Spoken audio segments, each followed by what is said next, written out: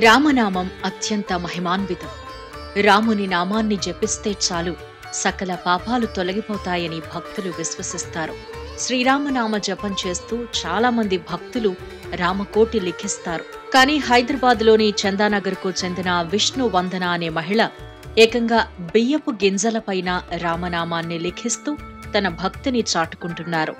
రామనామాన్ని జపించడమే కాకుండా రామనామ విశిష్టతను అందరికీ తెలియచెప్పాలి అనే ఉద్దేశంతో 8 ఏళ్ల క్రితం బియ్యపు గింజలపై రామనామాన్ని లిఖించడం ప్రారంభించారు. ఇలా ప్రతి ఏటా రామనామాన్ని లిఖించిన గింజలను భద్రాచలంలోని శ్రీ సీతారామచంద్రస్వామి వారి దేవస్థానంతో పాటు వివిధ ఆలయాలలో జరిగే సీతారాముల కళ్యాణ క్రతువులో ఉపయోగించేందుకు పంపుతున్నారు.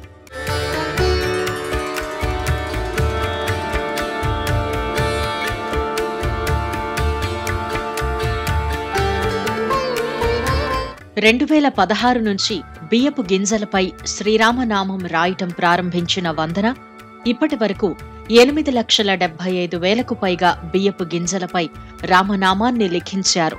ఈ ఏడాది కూడా 1,22,000కు పైగా బియ్యపు గింజలపై రామనామాన్ని లిఖించారు. తెలుగు రాష్ట్రాల్లోని శ్రీరాములవారి కళ్యాణం జరిగే 25 ఆలయాలకు ఈ బియ్యాన్ని పంపుతామని వందన తెలిపారు. ఈ బియ్యాన్ని కళ్యాణంలో ఉపయోగించే తలంబ్రాల్లో కలపనున్నట్టు ఆమె తెలిపారు. ఆ ఉద్దేశంతో ప్రతి ఒక్కరిలో భక్తి చింతన రావాలన్న ఉద్దేశంతో అది బియ్యపు గింజల ద్వారా చాలా కష్టమైన మార్గాన్ని ఎంచుకున్నాము. ఆ భగవంతుడి సంకల్పంతో దాన్ని ఎంచుకున్న ద్వారా మేము దీన్ని ఇప్పటి వరకు కంటిన్యూ చేస్తూ ఉన్నాము. ఏటా 1,00,000 పైగానే రాస్తున్నానండి. ఒక్క సంవత్సరం మాత్రం 60,000 గింజలు రాశాను. ఆ తర్వాత నుంచి 1,00,000 రాస్తూనే వస్తున్నాను. ఎందుకంటే ఇది నేను ఒక్కటే రాసి నేను ఒక్కటే ఇచ్చి పుణ్యం సంపాదించుకోవడం కాదు నా ఉద్దేశము. ప్రతి ఒక్కరిలో దైవచింతన కలగాలి. ఈ బియ్యపు గింజలు ఆధ్యాత్మిక చింతన ద్వారా ఇప్పుడు వాట్సాప్స్ ద్వారా ఎవరికి భక్తి ఉన్నది అనేది నాకు తెలుస్తూ ఉంది. దాంతో నేను వాళ్ళని ఎంచుకొని ఆ దంపతుల ద్వారా వాళ్ళందరికీ కొరియర్ చేస్తున్నానండి. ఎందుకంటే ఇలా స్ప్రెడ్ చేయడం వల్ల భక్తి భావాన్ని మనం స్ప్రెడ్ చేసిన వాళ్ళం అవుతాము. అందుకని ఆ ఉద్దేశంతో నేను ఇలా ఈ మార్గాన్ని ఎంచుకున్నాను. గతేడాది నవంబర్ 21న మొదలుపెట్టిన ఈ మహాయజ్ఞాన్ని ఆమె దాదాపు 4 నెలల పాటు కొనసాగించారు. రోజుకు 1000కి పైగా బియ్యపు గింజలపై శ్రీరామనామాన్ని రాస్తున్నారు. బియ్యపు గింజలపై రామనామాన్ని లిఖించేందుకు ప్రత్యేకంగా తెప్పించిన పెన్ను, ఇంకును ఉపయోగిస్తున్నారు. అంతేకాక రామనామం లిఖించిన బియ్యం పాడవకుండా జాగ్రత్తలు తీసుకుంటున్నట్టు వందన తెలిపారు. ఈ బియ్యం దాదాపు 4 నుంచి 6 నెలల పాటు నిల్వ ఉంటాయని తెలిపారు.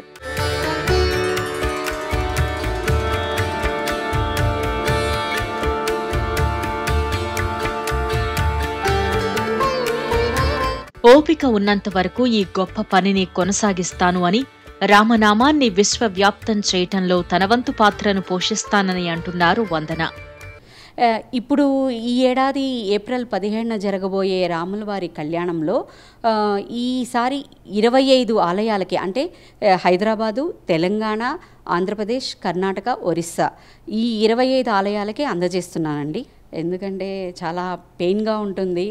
భక్తిలో ఉంటే ఏ పెయిను మనకు కష్టం అనిపించదు.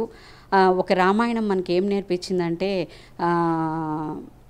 బాగా మనిషి ఎన్ని కష్టాలు వచ్చినా ఎలా నిలబడతాడు అన్న ఉద్దేశాన్ని రామాయణం మనకిచ్చింది. కేవలం మనము కథల ద్వారానే చూస్తాము, కానీ ఈ రాముడి సన్నిధిలో దిగితే మాత్రం రామాయణం మొత్తం ఒక మనిషి ఎలా జీవించాలో తెలుపుతుంది.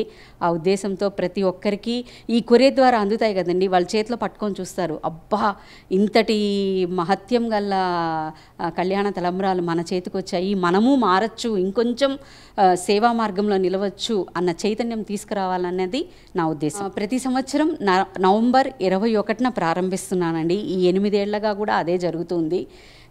ప్రతి సంవత్సరం నవంబర్ 21 నుంచి మార్చి కల్లా కంప్లీట్ చేసేస్తున్నాను. శ్రీరామనవమి అటు ఇటు వస్తుంది. ఎలా వచ్చినా కూడా నేను మార్చి కల్లా కంప్లీట్ చేయాలి. రోజుకి 10 గంటల సమయం పడుతుందండి. ఆ 10 గంటల సమయంలో ఇది ఊరికే రాసినా కూడా అక్షరం పడదండి శ్రీరామ అని. కేవలం భక్తి భావనతో నామస్మరణ చేస్తూ ఉంటేనే ఆ శ్రీరామ అనే ఆ 3 అక్షరాలు ఆ బియ్యపు గింజలపై పడుతూ ఉంటాయి. దానిలో పచ్చకర్పూరము, మామూలు కర్పూరము, ఏలకులు అలాంటివి వేస్తూ ఉంటాను. సో కర్పూరం ఘాటుకే అవి ఏమీ దెబ్బతినవు. 4-5 నెలల పాటు ఇదిగా మంచిగా సువాసనతో ఉంటాయి.